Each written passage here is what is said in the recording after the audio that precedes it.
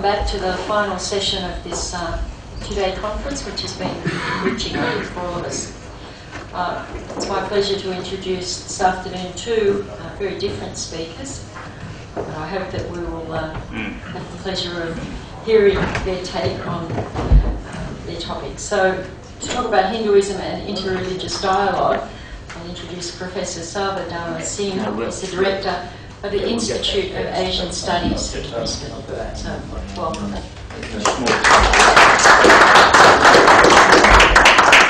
It's up to you, Professor. You can meet here. You're very welcome.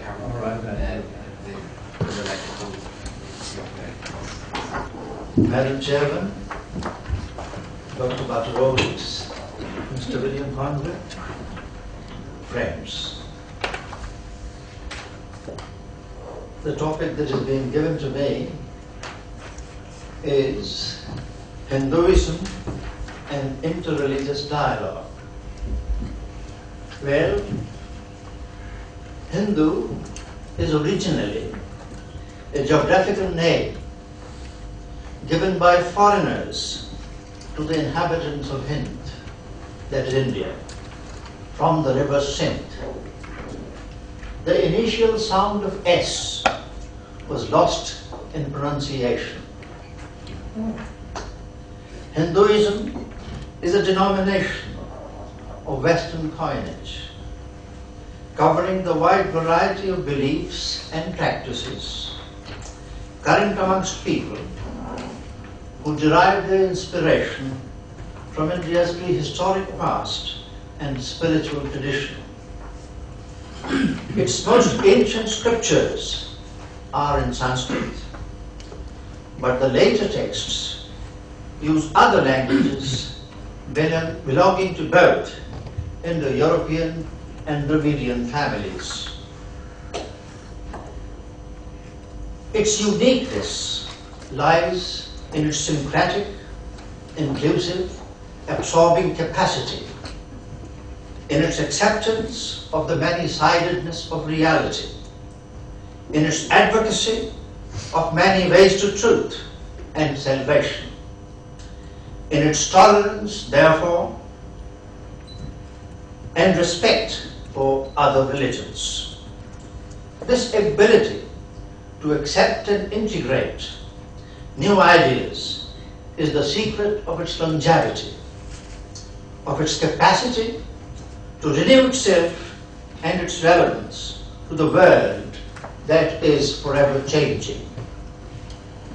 The truth is not entirely synonymous with one's subjective perception or experience.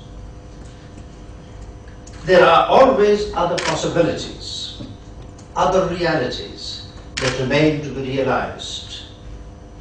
That is why we often differently describe that which is one. The same truth is variously felt, variously experienced, variously seen, and differently described. So long as we understand this to be true, we will be patient with others whose perceptions, experiences, and descriptions may differ from our own, whose emphasis may be different, whose conclusions may vary. We do not have a monopoly of truth. Others are as sensitive and alive to the truth as we are. It behoves us, therefore, to listen to each other, to have constructive dialogues with each other, to explore common grounds of being and becoming with each other, to recognize the unmistakable similitude of our ethical precepts, providing the framework for meaningful human relationships in the world around us. Hence, the Rigvedic exhortation. Ano bhadra kratavu yantu vishvataha. Let noble thoughts come to us from every possible direction. There is no qualm or quibble about diverse descriptions of the ultimate reality. As we hear, Ekam Sat Vipraha Bahudha Vadanti. That which is one is described in various ways by the wise. Ekam Santam Kavayam Bahudha Kalpayanti. That which is one is imagined variously by different seers. Ladies and gentlemen, the holiest of holies in the Vedas is the great Gayatri mantra, which prays only for the quickening of one's intellect. Dhiyo yona prachodayat, so that one may be able to discern the truth for what it is and how it will dispel the darkness of ignorance and illuminate the path to common happiness. The Gita also exhorts us to seek the shelter of our minds. Buddha Sharanam Anvicha. Krishna gives us what he calls Buddhi Yoga, the yoga of the intellect. The clear, categorical command is to keep an open mind, to be attentive, to be receptive, to listen and learn, to share one's spiritual experience, to give and take, to live and let live. There are many paths to deliverance. Intolerance is synonymous with the spiritual demise. Fanaticism induces myopia. Hatred breeds violence, which indeed is a travesty of true religion. There can be no peace in the world till we learn to be tolerant. There can be no dialogue till we talk. There can be no understanding without a dialogue, without free exchange of ideas, without comprehending the common constraints of universally shared morality. Friends, the monist, the monotheist, the polytheist, the atomist, and the atheist are all Hindus. The tyranny of any text fails to confine or close his horizons. He worships the sun and fire with the Zoroastrian. He embraces the Buddha as an incarnation of the divine.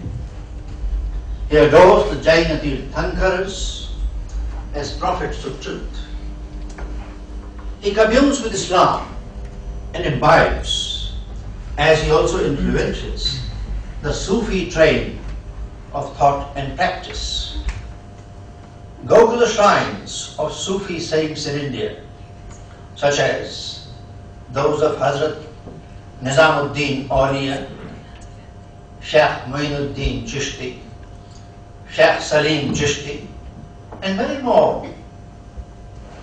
And do not be surprised at the sight of Hindu throngs seeking saintly grace. A man called Kabir, a great poet-philosopher of the medieval period, called upon both the Hindu and the Muslim to lose themselves and thus unite themselves in the love of God, who is one and can be discovered only in the innermost recesses of one's heart. At the core of Hinduism is the firm belief that humanity is indivisible, animated by the same divine essence. He or she alone sees, who sees all beings as oneself. Yastu sarvani bhutani atmanyevanu pashyati sarva bhuteshu jatmana tato nam vijugupsate is the word of the great Upanishads, the Ishavasya Upanishad. Saboham sarva bhuteshu, I abide equally in all beings, says Krishna in the Gita. Any in the world we inhabit, there is nothing higher or nobler than humankind. Namanushat Shrestataram hi kinchit. The Quranic kalima, La ilaha illallah, as understood by the Hindu, as explained by Mahatma Gandhi, clearly means that there is nothing else but God, who is the only all-embracing reality. Friends, a Hindu named Nanak, again in the Middle Ages, borrowed the best from both Hinduism and Islam to illustrate the true identity of our spiritual search and destiny. His followers, however, organized themselves into a new sect, which became the basis of a new religion called Sikhism, derived from the word Sikh or Shishya, meaning disciple. That is how we tend to build new divisive walls around us, defeating the dream of ever elusive unity.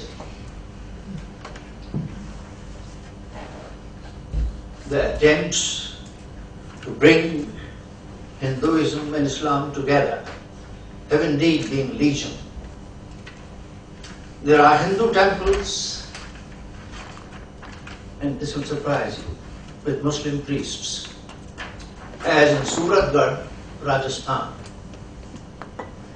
A spiritual seeker named Prananath in the 18th century established a sect called Sat Pranamis, who worshipped Vishnu together with the Holy Quran and do not have any images in their shrines. Of course, there have always been Hindus who do not worship images.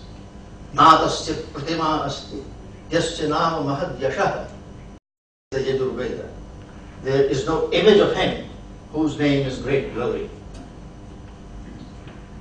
Mahatma Gandhi's mother came from the sect of Sat Pranamis.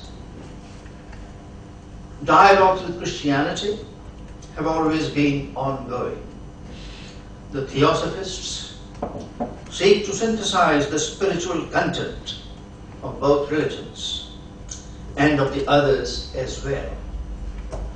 The Hindu has no difficulty in accepting the divinity of Christ. Just as Christ and his God are one, so are all the others. Christ realized his divinity. Most of us fail to do so. The Hindu tries to persuade the Christian and the Muslim that there are many paths to the promised millennium. There is no single exclusive key. If we do not agree, we should still learn to respect our differences and live in peace. The common ethical content of our conduct and rejection of intolerance and fanatical violence should make that possible. We must keep constructive dialogue alive in order to rediscover areas of agreement and quintessential morality, which forms the basis of civilized human existence. That is what the great Indian Emperor Ashoka called Sarva, the growth of the essence of matter in all religions. The spirit of free thinking is vibrant even today in the Hindu world. And there are many gurus, actually as many gurus as one would like to have. There is no imposition or inroad on people's beliefs and their free publicity. Look at India today, friends, with all its faults, and there are many. it still has a secular democratic constitution which affords equality of status to all religions without discrimination. The country has a Hindu president, a Muslim vice president, a Sikh prime minister, a Muslim foreign minister, and a Christian defense minister. And the president of the largest and oldest political party in the country is a lady of Italian birth, at the moment presiding over the destiny of India. Which other country, tell me, including Australia, can match this greatest spectacle? Do not forget that the Hindus still constitute about 85% of India's population. As far as I am personally concerned, 3 words: daya, compassion; Daman, charity; and Daman, self-control, express for me the essence of all religion, which is at once one and many. Thank you.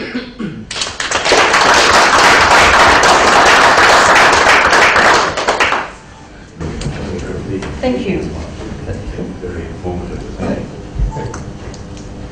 A little bit early, but that's very good. Time. Okay, so it's Dr. Sandra Carroll. Sorry? Oh. Thank you. Well, it's my pleasure now to introduce, speaking about Muslims and community engagement, Dr. Mustafa Ally, who's from the Springfield campus of this university.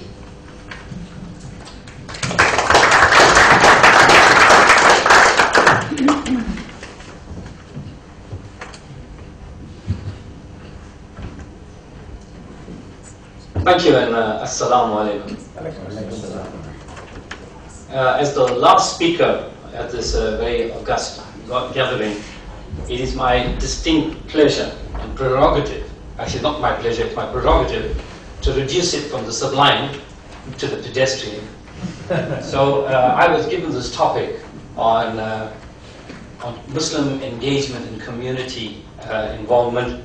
So that's what I'm going to do. I'm going to tell you about that. So it's not as philosophical or as esoteric as some of the previous speakers, but certainly it will give you some idea as to the role of the Muslim community. As a community worker, I've come here not as a lecturer in information technology, which is what I am, but as a community worker, having worked with the Muslim community in Queensland for the last 20 years that I've been here.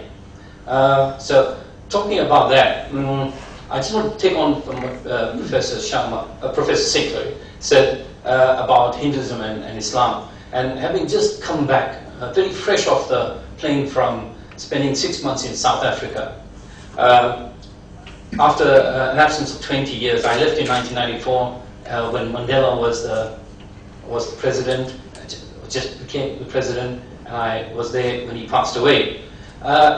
I grew up in an incredibly multicultural environment. It was certainly the days of apartheid, and we were certainly kept in our different areas and locations.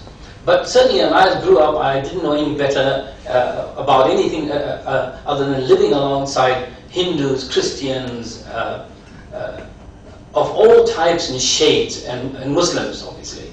And not realizing that there was actually quite a difference between us that we see nowadays. I went to school where it was run by a Hindu group. My best friends, in fact, I hardly had any Muslim friends. My best friends were all non-Muslims, and when I go back 20 years later, I can tell you that one good thing is that relationship is still thriving.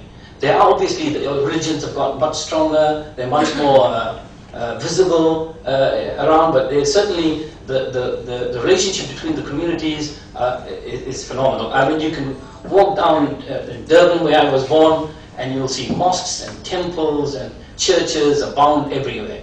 And everybody seems to accept everything. Nobody argues, nobody questions that, nobody sees a woman in a burqa and thinks, you know, I've got to write to the newspaper, or I've got to make a television program out of it.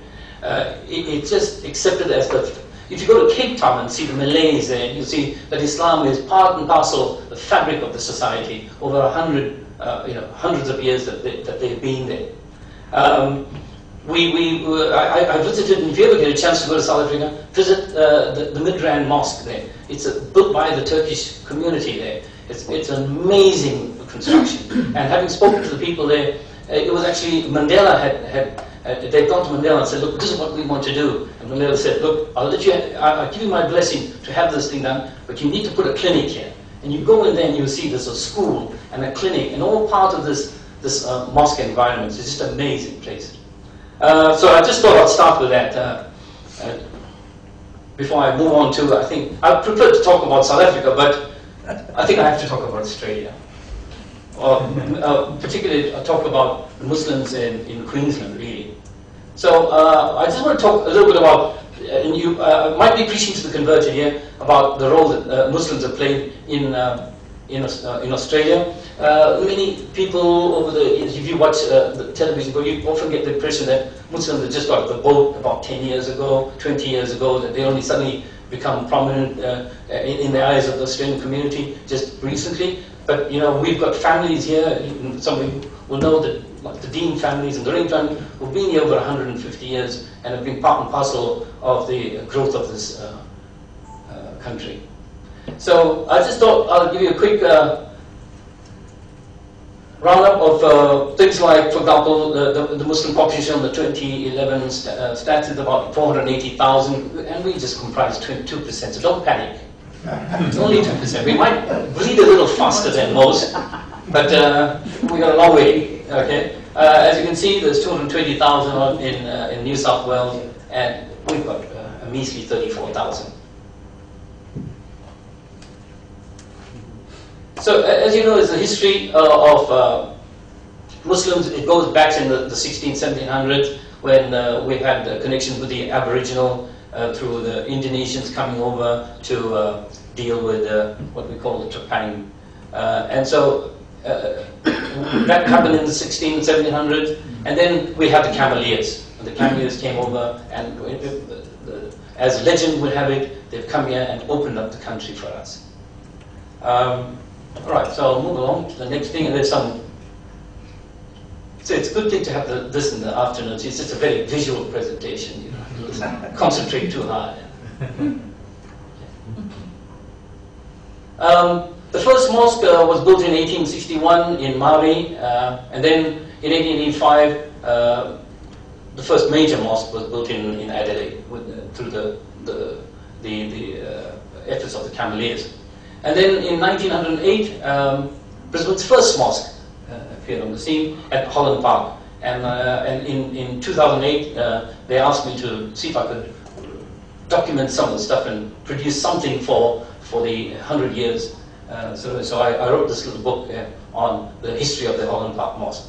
And there's some fascinating photographs there of the, 100 years ago, not 100, but 50, 60 years ago, families that you probably know. I've seen if you come from Queensland. We've had the whites-only policy, and so many in the early days when the Dean families and all turned up, they couldn't get their wives to come, couldn't get the wives to come, so they married locally. And then in the 20s, the Albanians came in, and despite the fact that we had this whites-only policy, interestingly, the Albanians were allowed in, and then they figured out that they didn't realize they were actually Muslims. They thought about the white from Europe, they let them in. If they had it now, they would come in again. All right. So, and then many Indian men came as students, and they could not bring their wives, and so as I said to you, they had to make do. Let's take that back. They did marry well. Okay. So by 2000, Muslims from more than 60 countries. So we have a, I went to South Africa, and one of the, I explained to them that one of the things why that they get on reasonably well, even amongst the Muslims, is because they've got a very homogeneous group. They all come from, either came from Malaysia, in the Cape province area, or the Cape area, or in Durban. Durban has the largest diaspora of Indians outside of India. So you've got a very diverse group of people there. But they've all come from one area. So the thinking in terms of Islamic ideology and so on has been pretty a singular one. Whereas here in Queensland, or in Australia, we've got a diverse group of people come from all parts of the world. You might not know that Arabic is the third most common second language in Australia. Throw that in, came from the 2011 stats. There's some, my topic here is about engaging with the community, and there are many efforts, and you might not have been involved in some of them, you might not be aware, but there are ongoing events and occasions where the Muslim community has reached out to the rest of the Australian community.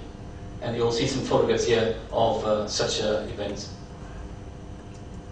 Okay, now I'm just quickly through some of the mosques and just tell you a little background about them. This one here is the Karabi Mosque, which has the distinction of being the first mosque in the world to be burnt after 9/11.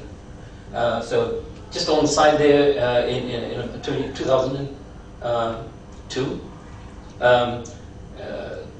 there was an existing structure of mosque, and some guy went and burnt it down in reaction to 9/11.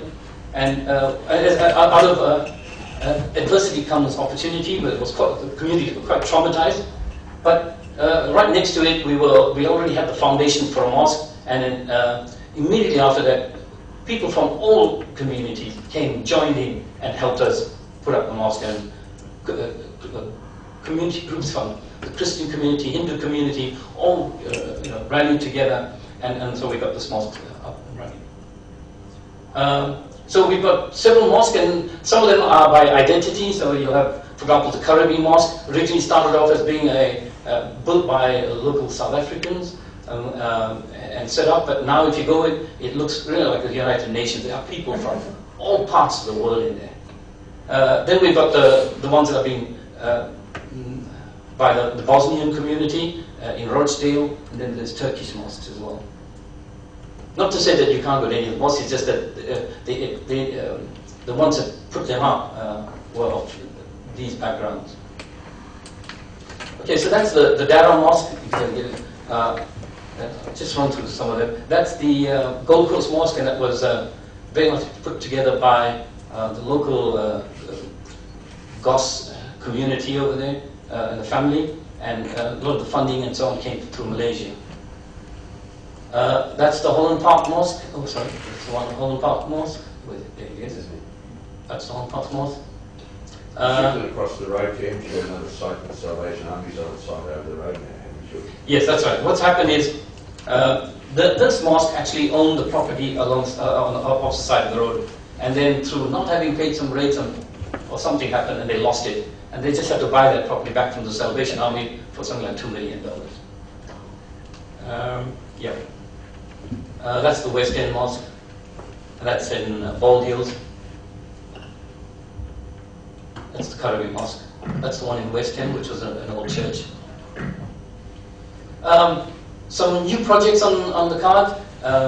There's the Brisbane Islamic Centre that's being planned. Together it'll have a community hall. It will have the plans are to have an old age home there as well, to cater for the aging Muslim population there. It's in Underwood. There are problems at the moment that we're experiencing getting it off the ground. Obviously, we have to deal with the local city council, but we also have to deal with the community around it. There are some issues there, but hopefully they'll get done. This is Professor Shah Jahan Khan's baby, actually, I should say. Not that's the right word, but if you went down West Street, if you don't know, that's the new mosque that, through the hard work of Professor Shah Jahan Khan, that they have acquired this, and it will be up and running in the very near future. So I can give you a plug, Professor Khan. On the 30th of March, there'll be an opening of the mosque and an international food festival. The first international food festival in Toowoomba. right, to rival the garden. Garden week or something. The flower week. Yeah. But due credit to Professor Shami Khan that he got many members of the different communities here together to support the project, to make sure that it went through with minimal kinds of traffic type of issues, problem that we invariably experience when we want to put up something. Okay, I wanted to tell you a little bit about these many. When I came here in 2004, we were a very small Muslim community, and over the 20 years, we certainly have now become a lot more self-sufficient in the things that we're doing. So I'll just point out some of the organizations that we have. For example, we've got the Islamic Council of Queensland, to which all the mosques are affiliated, and which manages the advocacy work, what it's supposed to, when it comes to dealing with the media. It deals with helping out the mosques and organizing the imams and so on. There's the Islamic Women's Association of Queensland, which does some fantastic work with refugees and settlement and aged people. There's the Muslim Charitable Foundation, which collects, in the past what would happen, Muslims are required as part of the 5 pillars of Islam is to give a zakat, which is 2.5% of their income, earnings. So in the past we didn't know what to do with that money, where it went. Now this organization is set up, so it collects the money and distributes it to those who are in need. And so they have done some very good work in supporting all communities with the monies they've collected. We have the Muslim Business Network as well. Then we have our own funeral service, and we have a Queensland Muslim Historical Society. So in 2008, when we discovered that there's a lot of information around that we should be holding on to, so we formed the Historical Society, and our patron is the Governor of Queensland, and we actually have stalls and we stands on all the artifacts that we have and the books that we have at all the different fates and so on that take place. Even the one at the Governor General's, the Governor's House. And there's many youth groups out there. There's even the Islamic Medical Association of Queensland, which conducts many workshops on health education, not just for the Muslim, but for other community members as well. Yeah. So some of the work that the Muslim Charitable Foundation, for example, does all around the world, giving out money, works closely with the Muslim Aid Australia, which is based in Sydney. Okay, in terms of media, well, there's one called the Christians Community News, which is an online newsletter, which it goes out to 3,000–4,000 readers every week, and I just happen to be the editor-in-chief. It highlights all the community events that take place during the week, and it's been running now for about 10 years. And many non-Muslims read it as well, so it's kind of like a window into the Muslim community. We have the Australian Muslim Times as well, and the Islam TV. That's not there anymore, but it was quite a... 2 more minutes. Right, okay. Where does that Islamic TV originate from? From Brisbane. So it's an online television. Subscription service, was it? Oh no, it was Indian facility. Yeah. So they would record events and so on, and then they publish on the web, and then you watch it on there. We've got two prominent schools. One is the Islamic College of Brisbane, which has over 1,000 students, has got a very good reputation. Then we've got also the Australian International Islamic College. And then a recently opened one from the Turkish community called the Wisdom College, and that's, you might have heard of the Fethullah Gulen movement from Turkey, and that's one of theirs. we've got many madrasas and so on that madrasas have a very bad reputation for the wrong reason. They actually provide quite a good service for the children, the young men and women of our community, who just merely to teach them about the rituals of Islam.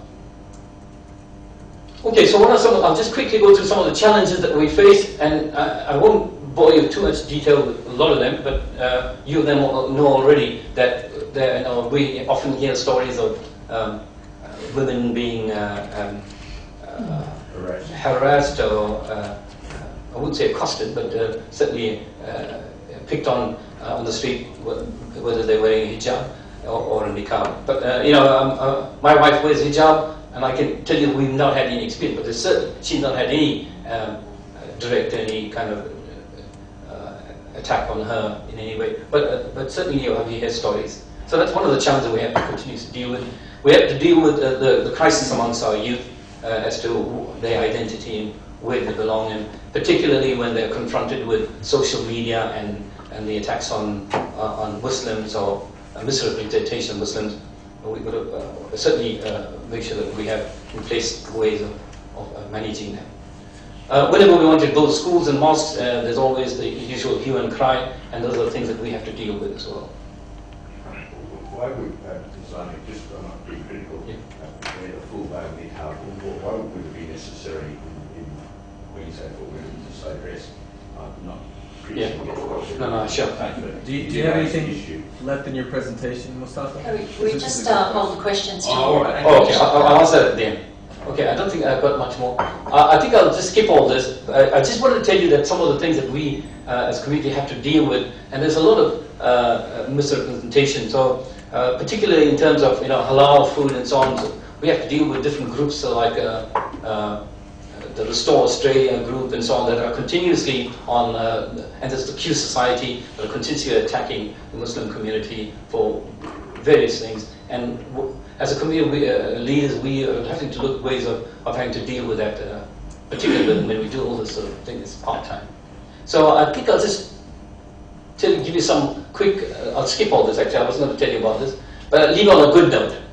I want you to, if you ever go to Melbourne, do get a chance to go and visit the new Islamic Museum of Australia. So that's, okay, you can just read that. Okay, it's brilliantly designed. It's just been, it'll be open officially on the 3rd of March, but do go there. It's quite an experience where the history of Muslims in Australia was demonstrated. There's a very interactive museum. It's put up by the Farouk family, and it's certainly worth a visit if you ever get a chance to see. So with that, I'll just close up. Thank you very much.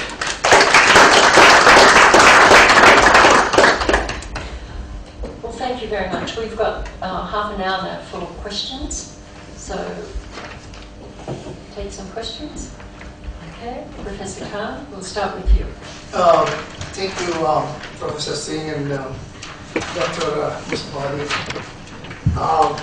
I think Mustafa Ally mentioned about Toowoomba Muslim activities as well, but he probably did not mention what he has been doing himself under the organization of Christians of Brisbane. There's a lot of fundraising, a lot of run and fun, and social activities, and helping the community, wider community. I think he's been one of the most prominent Muslims who is helping Muslim and non-Muslim, on an ongoing basis. And no wonder he was made People's Ambassador last year. Actually, when we had the first fundraising strategy meeting for our mosque in Brisbane, that day he had to be in Canberra. So he chose to go see the minister rather than seeing us in the meeting. But that's the level of contribution that he has made. I think USQ is very proud of what he has done as one of our academic staff. You mentioned about the Muslim Charity Foundation, and I have first-hand experience when we had this flash flood in Toowoomba and surrounding area a few years ago. The Muslim Charity Foundation contacted me to hand out $42,000 charity only to the people affected in that flood. I sent an email to the USQ community, and you'll be surprised to know how many people contacted me back and their stories. I mean, you cannot stop, your tear coming out of your eyes if you read these stories. A wife, her husband left with 3 children just after the flood. So she was having no money to buy even the books for the children to be going to the school. So I was so privileged to be instrumental to help this kind of families. And $42,000 was a sort of big amount of money at that time to help those. So that's Muslim Charity Foundation. They never publicized this. I'm saying it because I knew it and I experienced it.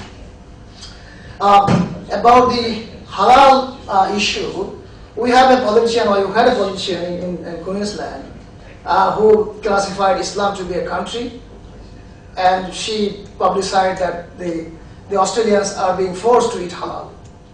I mean, what is not halal? Only 2 things is that's in Quran classified, alcoholic drinks and pig. And I mean, all sort of grains, rice and dairy products and everything else is permissible. So if that lady wants to live without halal, I don't know how long she will survive with alcohol and pigs. So these are the things, I mean, the misinformation that is being propagated to the community.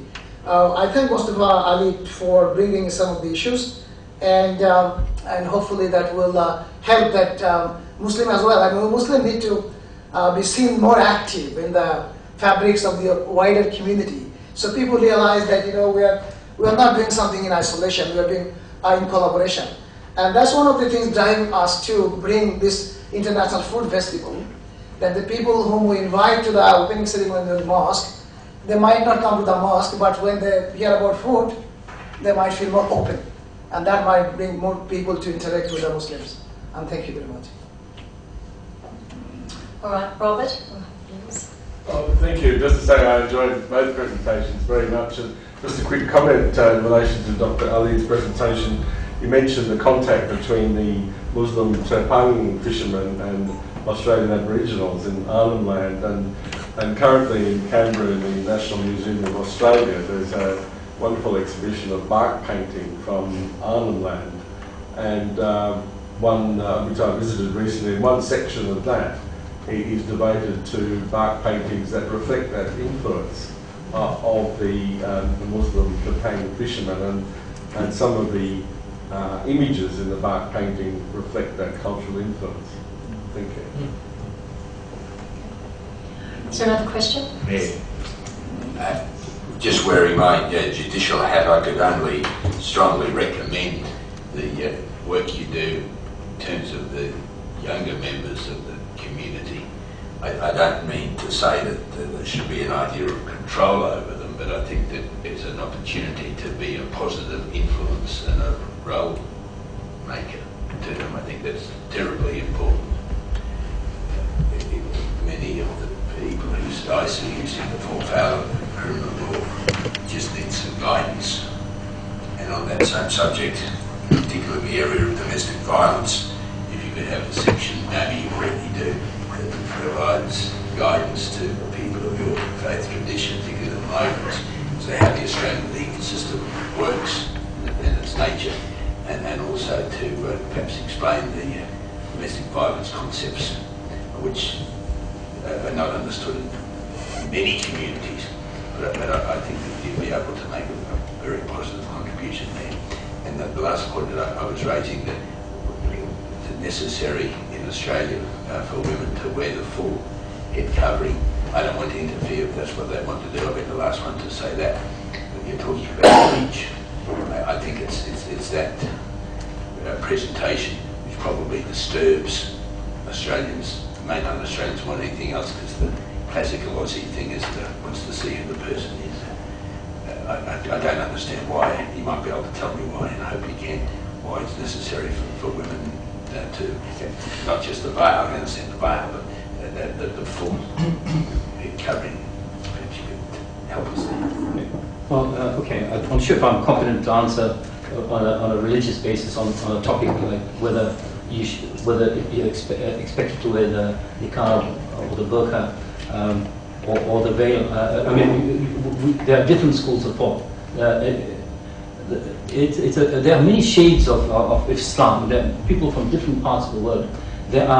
We have friends who don't wear the hijab at all and consider themselves very good Muslims. So I don't know whether you are saying why should they wear the burqa and not but you're happy with the veil. I don't know where you draw the line. I think the line is self-evident in one expression of faith and modesty. Excuse me, have you got your microphone on? I'm sorry. In one expression of faith or modesty, the veil means that the face can be seen. The person can be seen. In shall we say, more restrictive clothing designs, the face is not visible.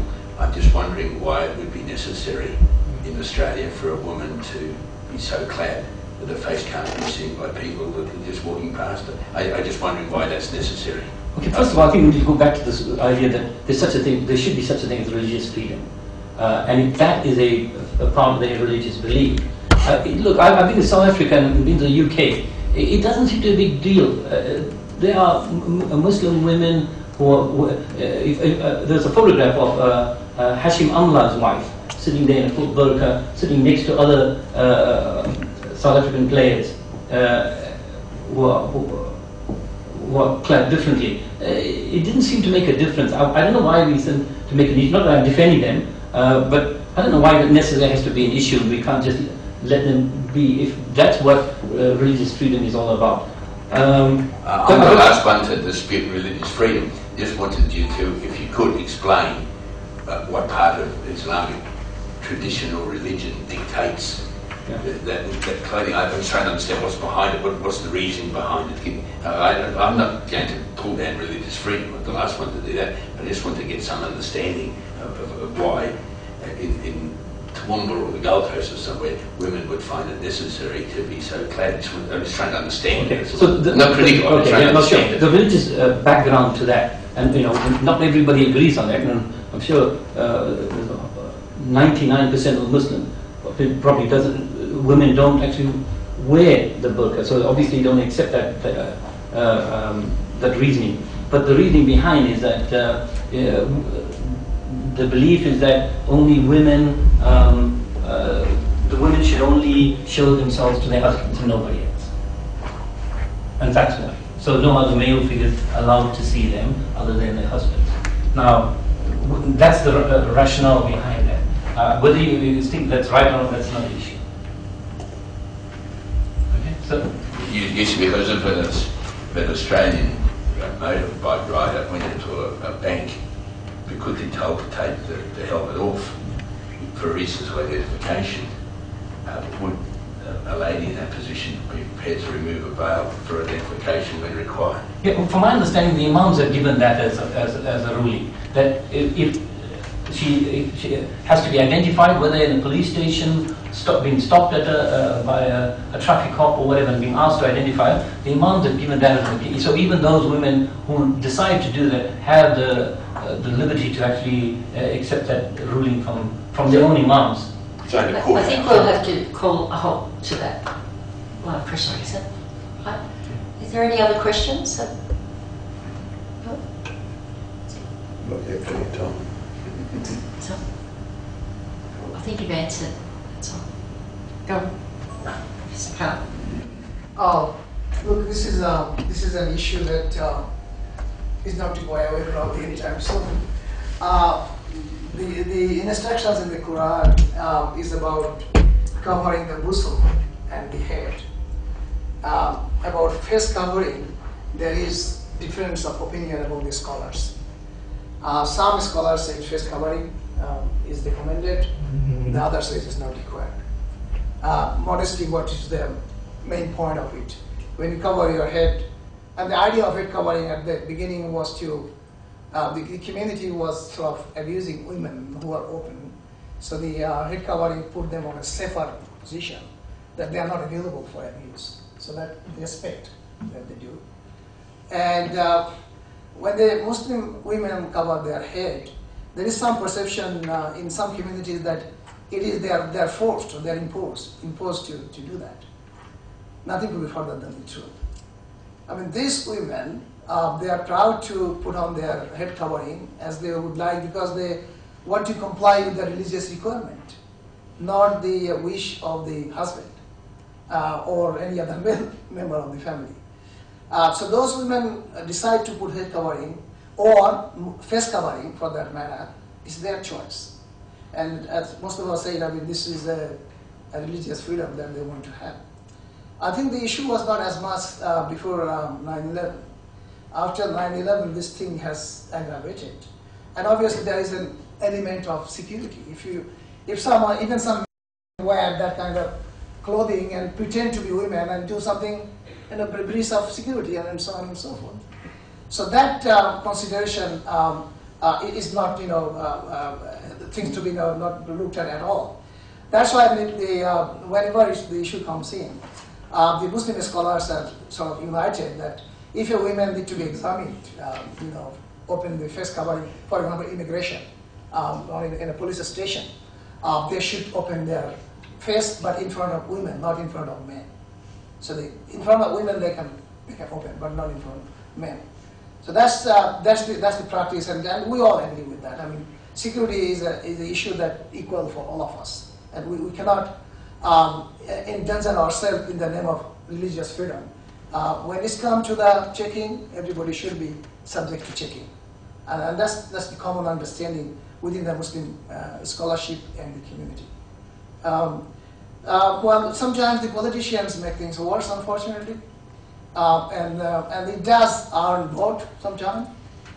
In the past it did. In the future, we cannot guarantee it will do. So those politicians are trying to win easy and cheap vote by compromising the moral standard of politics. That's probably unhelpful in the community altogether. Thank you. Can I just add one thing? It's quite interesting to see that if we look at the number of local Australians who convert to Islam, particularly the women, they are amongst the first to put on this burqa. Try to much more than doing that than the ones that have been born Muslims. So I don't know what the argument for that is. In some sense it's a cultural thing. It's from your baggage from your country, but it's incredible the number of people that we know who are young women reverse, and the first thing they do is put on the burqa. So I just thought I'd throw that in. As an aside, I have no real statistics show, but it's certainly anecdotal that we can see that it's a trend. I'll just go back to the previous question you asked about domestic violence and what we're doing about it. It's a pity that we probably should have somebody who could certainly articulate the Islamic ideologies and rationale for certain things. Dr. Muhammad Abdallah, who's not here. And I'm sure that he would certainly be able to tell you about the things that the Griffith Islamic Research Unit has been doing in terms of dealing with the problem of domestic violence. But let's not make this an Islamic or Muslim thing. Domestic violence in every society, right across the country. But I'm sure. But we're certainly also tackling this issue. Okay, Robert. Oh, thanks. And sorry to speak again, but just in relation to this point, I personally think it's a great pity that, for example, the French government under President Sarkozy sought to exploit this issue, I think, purely for political reasons. And recently, for example, a distinguished American Jewish political philosopher, Marta Nussbaum, very committed liberal, expressed a lot of criticism of those laws that the Sarkozy government brought in because they are against the individual freedom for people to dress as they wish. Thank you. Are there any other questions about the speaker?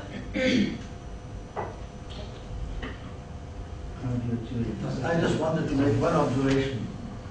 Thank you very much. There you go. In the Arab world, even men cover themselves from head to toe. Only their faces are visible. The women go a little further. Thank you. Yes. You know, what Professor mentioned is very interesting. I think the dress in general has something to do with the weather conditions of the people living in. In Arab countries, it's too hot, 50 degrees in the daytime. And this long, loose clothing makes them comfortable living in that temperature. Whereas I did in Canada, and some of you probably did as well. If you wear that kind of loose dress in Canada in winter, you will freeze in a matter of minutes. So what need you in Canada is a tight dress that protects you from the cold. And in Australia we are in between, so we're not too bad. We can do either way. So in the Islamic dress code, what sort of design and style you do, that's not important. What is important is that you cover the parts of the body that are eager to cover. And that's what is interesting observation. Thank you very much. Okay. Are there any other questions? No? Well, I'm going to change roles and change hats, and I'm going to ask a question about youth identity. Would you care to comment on or expand some of what you were saying about youth and some of the challenges that Muslims, young communities are facing? Well, you know, we talk about the keyboard warriors and in terms of the social media. And many of, obviously a lot of our young people are getting their religious instruction out of Facebook.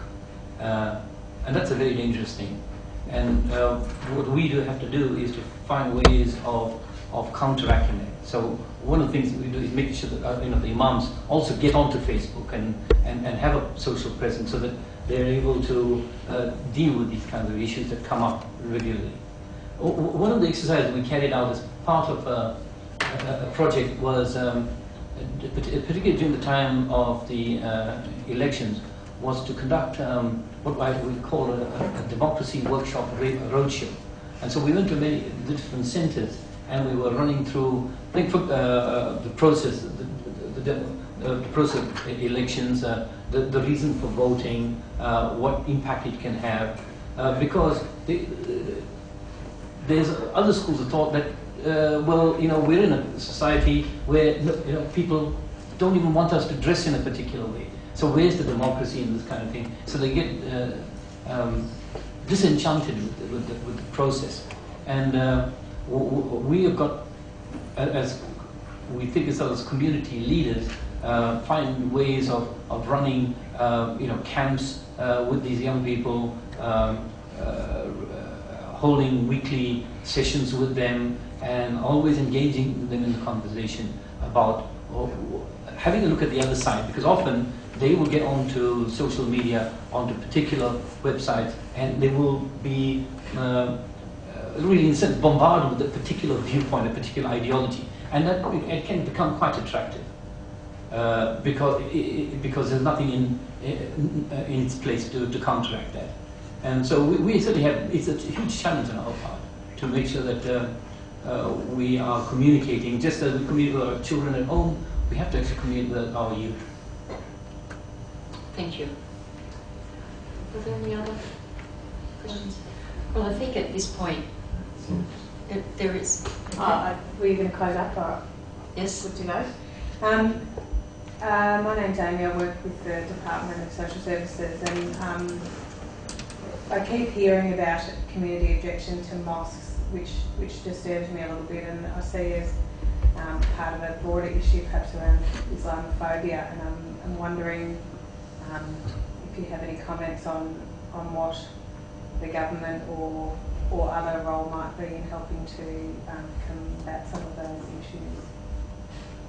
Well, I think the best thing that the government can do is not cave in. So when there are, for example, applications for mosques, and we experienced that particularly with the one I showed you with the Brisbane Islamic Centre in Underwood Road. There has been, community rallies and meetings objecting to the traffic problem that's going to place out there. And despite the fact that the developers of the project are saying that we're going to be dealing with the traffic issues and so on. The concern is sometimes that councillors and members of parliament would cave to the kind of to the general,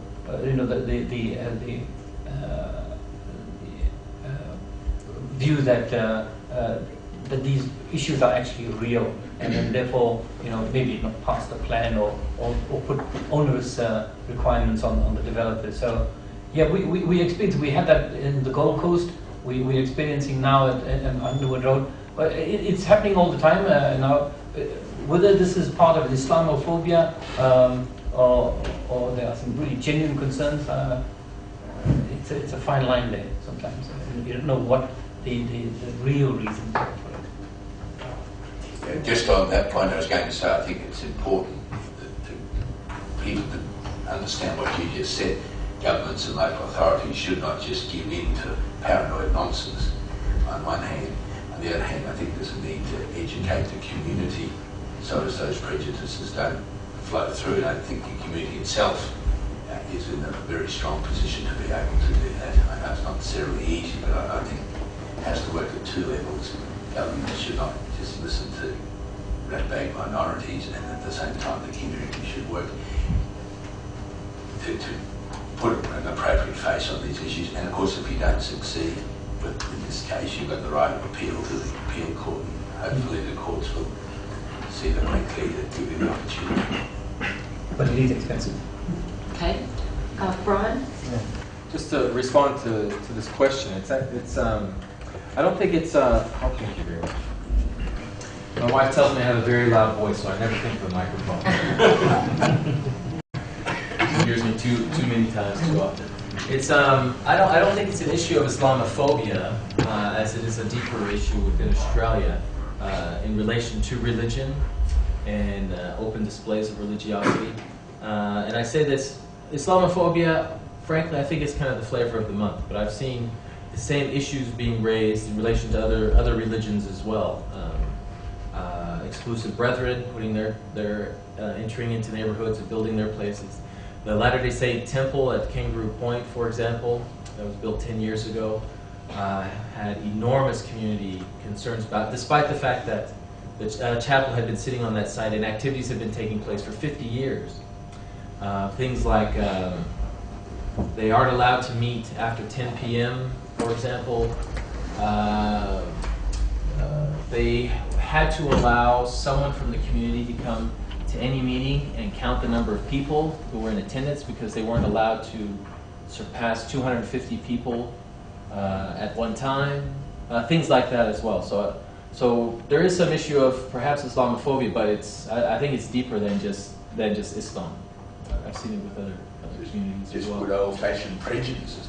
Yeah, and I'm not pointing the finger at Australia as having the only problem. I'm sure this happens in lots of other places, but it's broader than Islam. Is what I'm saying. It's not an Islamic issue. All right, Professor. Yes, with what Brian said. Look, sometimes people oppose anything that in a neighborhood, like a school, for example, or club, for example. It has nothing to do with the religion. The thing people think about is the traffic issue. That is going to be, make their place of living crowded, noisy, and so on and so forth. Sometimes maybe the religious is a factor, and people want to explore that. Some of you are a part of it. And the council requirements, especially in Toowoomba, I tried with Toowoomba Regional Council at least 2 years to buy a piece of land and set up a mosque. There's no way you can do it complying with the council requirements. It's very difficult. It's not only mosque, any place of worship for that matter. I heard, you probably who are part of USQ on Nelson Street, in between West and Northern Street, on the southern side, we go towards that, on the right side. This place was a big piece of land, was owned by United Church, and they were some church, and they wanted to build a church there, but council would not give them permission. So they sold it, developer, and now it's a residential area. So the place of worship is not very well received by the politician and the council as well. So that's another issue that makes things complicated. Now that's why we had no choice but to go for a place of worship, existing place of worship, and that probably and then again, before we do anything in Toowoomba, we beg the council the mayor and the councillor and the planning department people. We want to make sure that this place will remain as a place of worship after the change of ownership. There is an issue, then legal code, and then the process, and that never ends. And then before we actually settle the property, we invited the neighbors in afternoon tea. We wanted to see what their issues and how we can work together. We can look after them, they can look after us. So it's a kind of trust, but some places you don't have to have the opportunity even to build the trust. And then people just oppose for the sake of opposing it. It's very unfortunate. But that's the reality. Thank you very much. Okay. Thank you. Thanks very much for your input. I deeply appreciate it. I think one of the most debilitating emotions that we have in our society is fear. And I suppose the thing that becomes fear is education. But I suppose this conference is part of that education process where we can take things back to our communities and help, say, break down some of that fear. But to me, it's fear of the unknown, and it just stops people doing things and thinking, and it makes them attack and so on. So education is so important. So I think we have a real responsibility from this conference and from our roles within the community to try and break down that fear, enabling us, say, to live in that peace we've been talking about. Well, if there's no more questions, that might be a good note to wind up the discussion on. And we're going to have some time with final comments from a range of speakers. Our MP had to disappear, so I'm calling on Wayne Briscoe, who's the Executive Director of Cultural Diversity Queensland, to step in for... This is happening a lot lately. So we'll keep it brief, we'll go through minutes of comments. And I will make a couple of comments, but I might start off by saying just as the state and religion need to be separated, so do public servants and members of Parliament. So I'm not here talking on behalf of Robert Cavallucci, and he might be pleased about it. I think over the last couple of days, what's been demonstrated... Sorry. I think what's been demonstrated very clearly over the last couple of days is a great willingness to pursue and promote interreligious dialogue and culture and inclusiveness, which I don't think was a term that was originally proposed in the material, but I think which is a term or a concept which has come up very clearly over the last couple of days.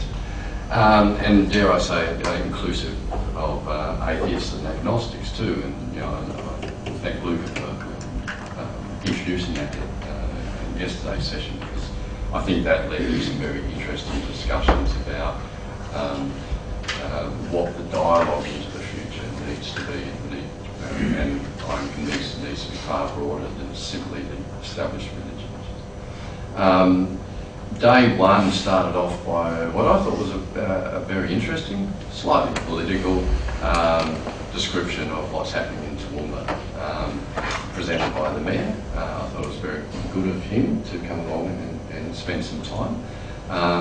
And it was exciting to see that Toowoomba is actually biting the bit and actually doing something about it. And I think that's been demonstrated by the number of Toowoomba-based academic and religious leaders who have spoken over the last couple of days, who have demonstrated yet again that it can be done better, and Toowoomba is working on that path.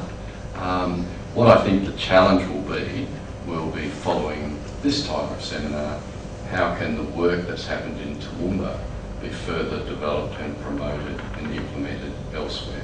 I think that's a significant challenge, because I think there's a possibility that Toowoomba is quite unique because of the people who are in this room, people who are in the community. I think the bigger challenges will be in Western Sydney, in certain parts of Brisbane, in certain other areas of Australia, where I think the need for that dialogue, that respect and the inclusiveness is still some way down the track. Now call on the Bishop of Toowoomba, Bishop Robert, to make a few closing comments. Thanks, Sandra. Last year, Krzysztof came to speak to me about whether we might organise such a conference. I was a little bit sceptical about the whole thing, but the comment that you made at the beginning, being not afraid, was something that maybe happens on. There's a high-ranking Catholic who has his motto, be not afraid. Some people say, be very afraid. Just talking about mottos, the motto of this university here is, it's on the back of your chairs if you've seen it, it's per studio mens nova. It's not through study you have new men, no, it means through study you have a new mind. And I think that's really perhaps what we ourselves have been open to in these last few days, of listening to each other, seeing different perspectives that there are there. Yes, we may come from different parts of the world, and sort of the question there has been this openness to this, to know what's going on in the whole area of interreligious dialogue, of ecumenism and different cultures and that. So it's been a little bit of a journey perhaps the last 2 days, stepping aside while we can do these things. It's been enriched by, I think, the presentations, very varied, I think, but also the witness of people here and the dialogue that's taken place and the relationships there too.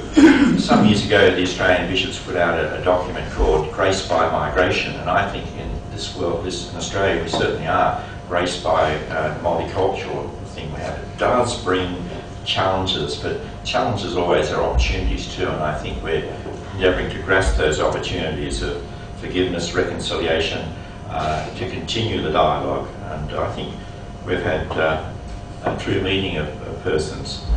My motto, episcopal motto, is not be not afraid, but it's remain in my love, to remain in the love of Christ, and that's something that we all endeavour to do by the way in which we live. Thank you.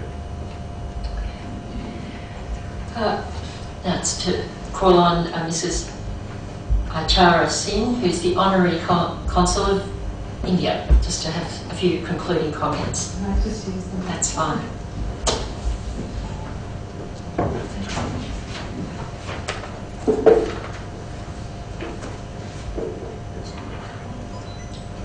Madam Chair, Dr Krzysztof, and distinguished guests.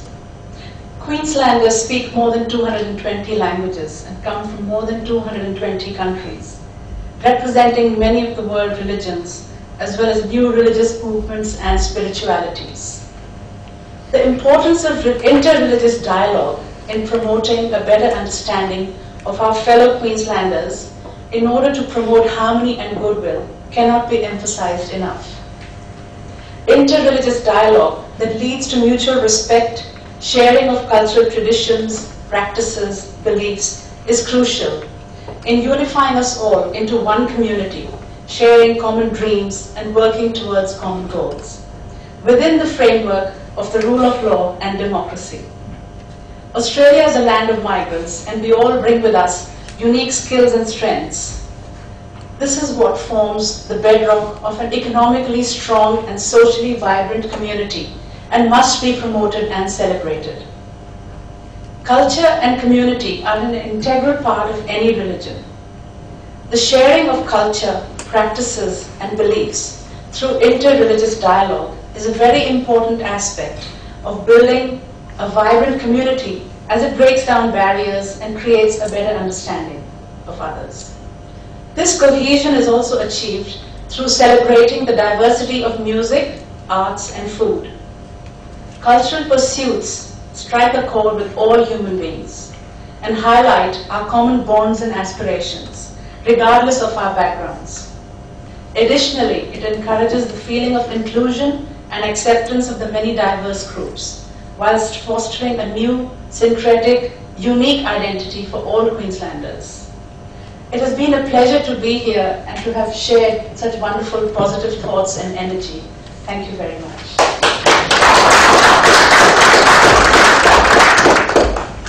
Well, as you notice on the program, Professor Tracey Rowland was not able to attend, so the suggestion was made that perhaps one or two people might like to contribute their own reflections and comments at this stage. Just drawing together a brief comment on whether you, for you personally, it was worthwhile. So we'll take 2 or 3 reflections.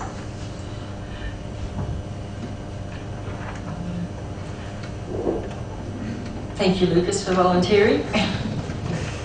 As a foreigner and someone that was only staying for a few months in Australia, I have it's like the ending of my trip, but with the best ending, because I think this is the things I want for my country, and I took it as an example, and I really appreciate the work that the Queensland community is doing. It's admirable.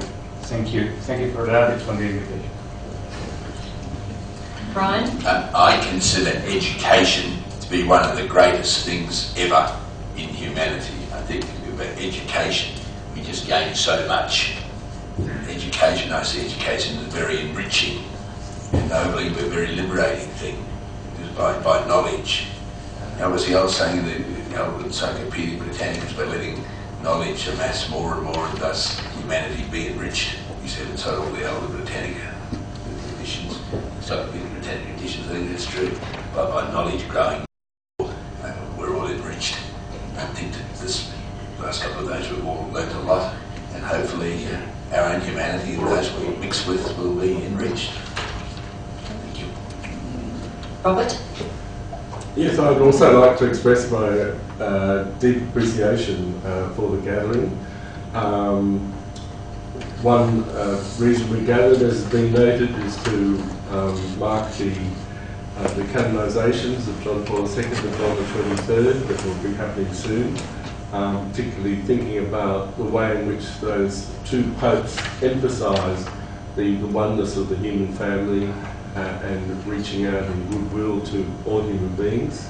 And I particularly appreciated the ways in which representatives of different communities, of the world faith, of secular communities, could express their different views, particularly related to the real on-the-ground community, community relationships in Toowoomba. I thought that was very valuable.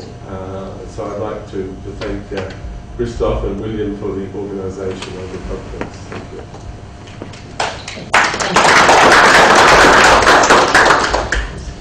All right, is there any more comments? Yes. Let me quote a verse in Sanskrit. Udara charitanam tu vasudhaiva kutumbakam. To people of enlightened disposition, the whole world constitutes one family. For the realization of their dream, for its conversion into reality, even in a small measure, we are grateful to Dr. Batorowicz, who has organized this conference and many others before it. He deserves our gratitude and our thanks. Thank you. I don't have any paper at this time, but a few announcements probably. Distinguished guests, ladies and gentlemen, it is my pleasant duty as the seminar initiator and co-organizer to express my gratitude to all participants, including those who were able to attend only yesterday, or only today's session, or only a few hours. Thank you very much for your acceptance of my invitation, your contribution and your participation. If you find this seminar as a useful one, I have the right to take, you've got the right to take credit for this. If not, I'm taking responsibility, and my only excuse would be once again errare humanum est. Regardless of the final assessment, I can say that during the 2 last days of the seminar, we had so many diverse topics, diverse participants, presenters. So although we may need some time to reflect on it, which is natural, we are grateful for sharing with us your impressions.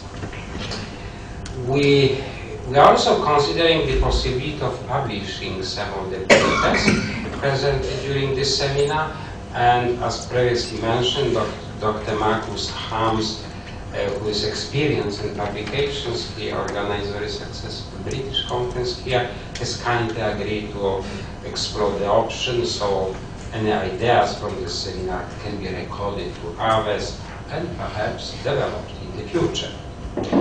I should also pass the apologies from the people who would have liked to attend this seminar, but for a variety of reasons, sometimes very complicated, could not join us. Amongst them were the President of the University of Asian Pacific, the Philippines, Dr. Jose Mariano, and the Senior Vice President of this university, Dr. Bernardo Veligas, Dr. Seth Ozdowski, former Australian Human Rights Commissioner, well-known philosopher, Professor Wayne Hudson, Bishop Robert Nolan, Anglican Bishop of the West, and Professor Peter Goodall, the former Dean of the Faculty of Arts of this university.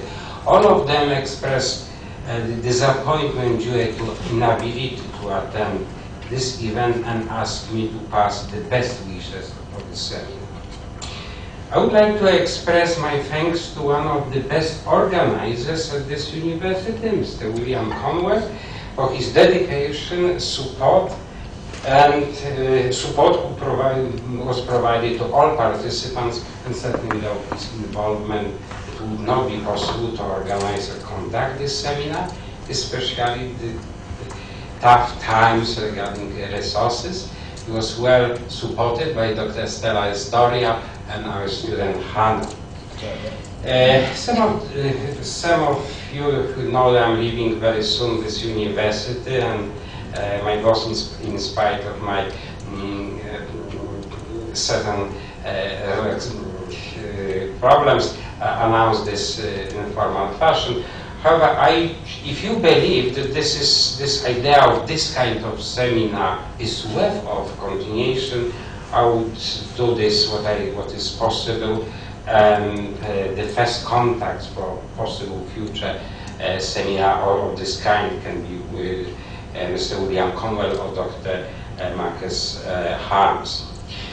I'm very pleased that throughout this seminar, as someone emphasized previously, according to the aims of the seminar, you also made a contribution to interreligious dialogue, peace and culture, and also honored the two future saints, John XXIII and John Paul II.